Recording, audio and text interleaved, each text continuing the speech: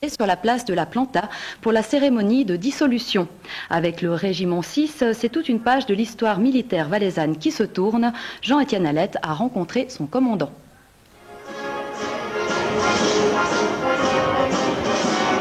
Ce ne sont pas moins de 1500 hommes qui se sont rassemblés pour cette cérémonie de passage à Armée 21. Une armée nouvelle qui verra ses structures passablement modifiées. Il y a toute une série de structures qui vont disparaître. Vous avez parlé des corps d'armée, des divisions, des régiments, c'est tout à fait exact. Et il ne va rester que des brigades et des bataillons. Et respectivement des compagnies qu'on a déjà actuellement en fait.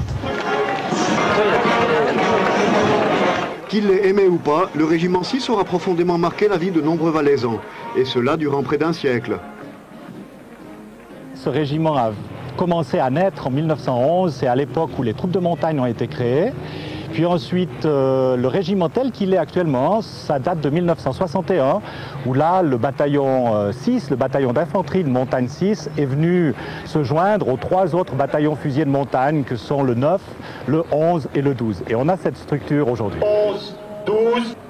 La fin du régiment valaisan, c'est aussi l'occasion de rectifier certaines idées fausses, notamment celle qui affirmait que le régiment 6 avait tiré sur les manifestants à Genève en 1932. Ce n'est pas le régiment qui a en fait tiré sur la foule en 1932 à Genève, mais est allé après cette action de façon à calmer un tout petit peu la situation.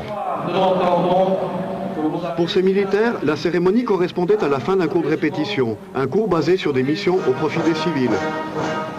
On est allé sur Zurich, sur Berne, sur Genève pour protéger des ambassades et des consulats. On a même une partie qui est restée en Valais, mais l'état d'esprit est totalement positif. Le régiment sera réparti en divers bataillons. Quant à la division de montagne 10 qui chapeaute le tout, elle redeviendra brigade.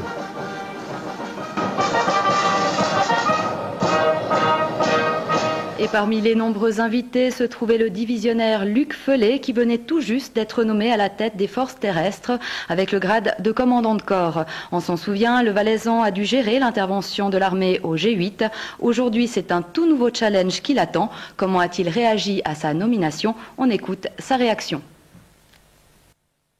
Mon état d'esprit aujourd'hui est plus reposé qu'hier. Hier soir, la tension, et surtout hier matin, était un peu plus vive, puisque le Conseil fédéral a pris sa décision hier matin. Et depuis 11h, midi moins quart, hier à midi, jusqu'à hier soir, il a fallu surtout répondre aux questions des médias comme les vôtres, par exemple. Et c'est pas toujours facile, mais ça s'est bien passé. D'accord. Alors, on va quand même vous confier un très gros bateau avec les forces terrestres. Vous abordez ce problème comment? Votre état d'esprit?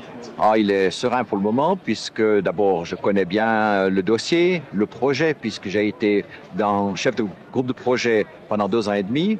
Maintenant, il s'agit de plus de faire des projections, des analyses et des plans sur la comète, mais de passer à la phase de réalisation pour commencer à travailler le 1er janvier 2004.